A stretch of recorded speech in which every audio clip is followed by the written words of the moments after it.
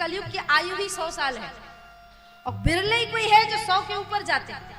और आजकल के लोगों का तो 70-80 का भी भरोसा नहीं लगता मुझे, क्योंकि एक तो खाना प्रदूषित, वायु प्रदूषित, बात प्रदूषित, सब कुछ प्रदूषित ही है।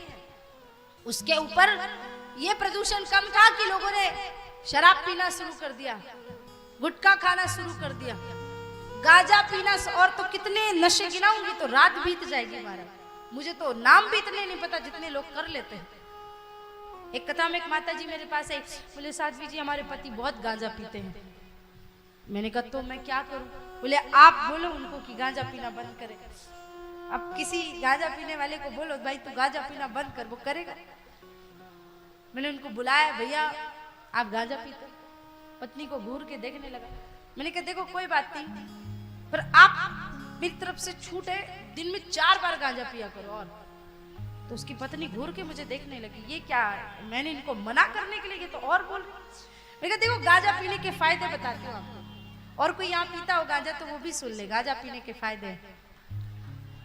हाँ, पहला फायदा गांजा पीने वाला, देखो 2-4 ही बताऊंगी क्योंकि गांजा पीने के फायदे बताने नहीं आई हूँ, यहाँ पे कथा सुनाने आई हूँ।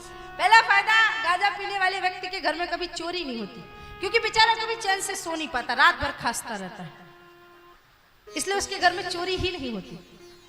दूसरा फायदा, जो गांजा पीने वाला व्यक्ति ना वो कभी बूढ़ा नहीं होता, क्योंकि बूढ़े होने का नंबर ही नहीं आता, जवानी में ही गोविंदा है नमो नमः हो जाता है। और तीसरा फायदा, गांजा पीने वाला व्यक्ति जो मरता है ना तो थोड़ी लकड़ियां कम लगती है उसके जलाने में, क्योंकि गांजा पी के आधा शरीर वैसे ही जल जाता है, बचा कुचा थोड़ा बहुत तो है। तो देखो अगर आपको फायदे समझ में आए तो जरूर गांजा पीना, और नहीं समझ में आए तो महाराज क्या रखा है इन नशों में। एक बार नानक देव जी के रास्ते से जा रहे थे, 4 शराबी बैठ के शराब पी रहे थे। बोले क्या है इसमें? बोले ये शराब है। इससे क्या होता है? बोले बहुत बढ़िया नशा चढ़ता है, हर गम भूल जाते हैं। नानक देव जी ने कहा फिर तो मुझे भी पिलाओ भाई, मेरे पास भी जीवन में बड़ा गम है। तो शराबियों ने एक प्याला नानक देव जी के हाथ में दिया। अच्छा ये बताओ इसका नशा कितनी देर तक रहेगा?